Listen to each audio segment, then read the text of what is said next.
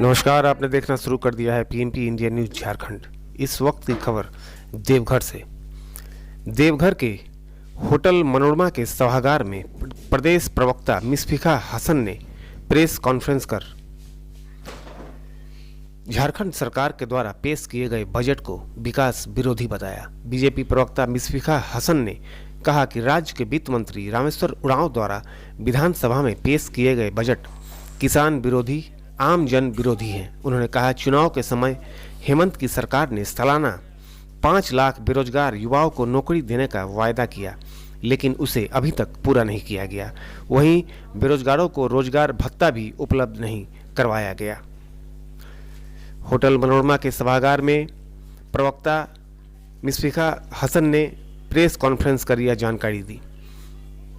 उन्होंने कहा कि उदाहरण के लिए प्रधानमंत्री फसल योजना, आयुष्मान भारत योजना आदि का नाम बदलकर क्रेडिट लेने का प्रयास किया जा रहा है। सुश्री हसन ने कहा कि बजट में राज्य के ज्वलंत मुद्दे बेरोजगारी, शिक्षा, स्वास्थ्य, सड़क, बिजली, पानी, महिला सुरक्षा, ग्रामीण विकास, विधि व्यवस्था के साथ औद्योगिक विकास, लघु कुटीर उद्योग के विकास पर कोई सार्थक पहल नहीं की गई। एक तरफ यह सरकार लगातार केंद्र सरकार को दोष देती है, जबकि बजट में किए गए अधिकांश प्रावधान केंद्रीय सहायता से ही पूरे होने की बात कही गई है। राज्य में महिलाओं के प्रति अपराध में बेतहाशा वृद्धि हो रही है, लेकिन फिर भी बजट में महिला सुरक्षा संबंधित कोई भी प्रावधान नहीं किए गए हैं। उन्होंने कहा कि यह सरकार पुरानी घोषणाओं को भी धरातल पर नहीं उतार सकी। बेरोजगारी भत्ते का क्या हुआ, किसानों की ऋण माफी, एमएसपी पर धान खरीद, सभी योजनाएं धड़ी की धड़ी रह गई। आज पूरा विश्व भारत के वैज्ञानिकों की सराहना कर रहे हैं। कोविड में भारत की सफलता बड़ी उपलब्धि रही है, परंतु सरकार ने अपनी कुव्यवस्था के बावजूद पूरा श्रेय वित्त मंत्री जी के, राज्य के मुख्यमंत्री एवं स्वास्थ्य मंत्री को दे दिया है।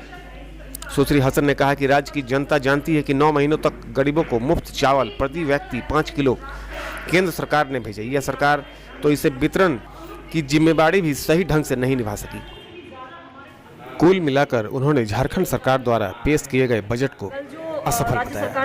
पीएमपी इंडिया न्यूज झारखंड के लिए देवघर से अवनीश की रिपोर्ट। हम लोग विरोध करते हैं क्योंकि बजट जो है पूरी तरीके से जन विरोधी है, किसान विरोधी है, महिला विरोधी है और सबसे बड़ी बात की नौजवान विरोधी है। क्योंकि झारखंड का जो सबसे अभी ज्वलंत मुद्दा है वो है बेरोजगारी, और बेरोजगारी कैसे राज्य में दूर हो इसके लिए कहीं कोई पहल नहीं की है इस बजट में। और इससे भी बड़ी बात यह है कि जो वादे किए गए थे सरकार बनने से पहले कि 5 लाख रोजगार सालाना युवाओं को मिलेगा, उसकी व्यवस्था कैसी की जाएगी या कैसे होगी उसकी भी बजट में कहीं कोई प्रावधान हमें नहीं मिलता। बेरोजगारी भत्ता भी कहाँ युवाओं को अभी तक नहीं मिला है। बड़े बड़े वादे किए थे उन्होंने 5,000 7,000 रुपये करके जो है बेरोजगारी भत्ते देने की, उसका भी कहीं कोई उल्लेख नहीं किया। क्षेत्र में, केंद्रीय क्षेत्र में हो रहा है, तो कैसे हम लोग एक नया झारखंड गढ़ेंगे जब तक हमारे बजट जो है वो जनता के आकांक्षाओं के अनुरूप ना बने, उसमें कुछ नई चीज़ें ना हो, तो हम कैसे कह सकते हैं कि ये बजट जो है उपयोगी होगा जनता के लिए, झारखंड की जनता के लिए। तो हम भारतीय जनता पार्टी